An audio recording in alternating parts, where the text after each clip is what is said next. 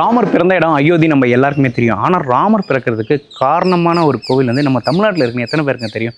அது நம்ம திருவண்ணாமலை மாவட்டத்தில் தான் இருக்குது. வீரகாமெடிஸ் ஆலயத்தினுடைய புராதன வரலாறு எங்களுக்கு செவி வழி செய்த எப்படி வருது அப்படின்னாக்கா, இந்த ராமாயண பகுதியில் தசரத சக்கரவர்த்தி கடுமையாக தவம் இருந்து இந்த புத்திரி காமெடிஸ் யாகத்தை இந்த தளத்தில் வந்து பண்ணதாகவும் அதன் காரணமாக தசரத சக்கரவர்த்திக்கு ராமர் பிறந்ததாகவும் ஐதீகங்கள் கூறப்படுகின்றன. இந்த கோவில் தோன்றிய காலம்ன்றது யுக கணக்காக சொல்லப்படுது.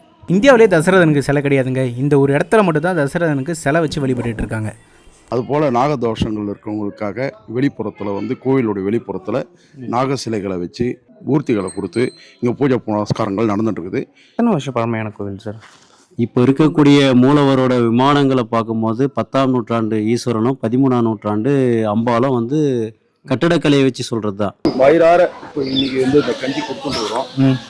இதை வந்து மக்கள் வந்து ஒரு பல்வேறு க்ஷேத்திரங்கள்ல சுவாமி விளங்கினாலும் நம்முடைய க்ஷேத்திரத்துல புத்திரகாமேஷ்டீஸ்வரராக புத்திரபாக்கியத்தை வரமருளும் அற்புதமான ஒரு மூர்த்தியாக விளங்குகின்றார்.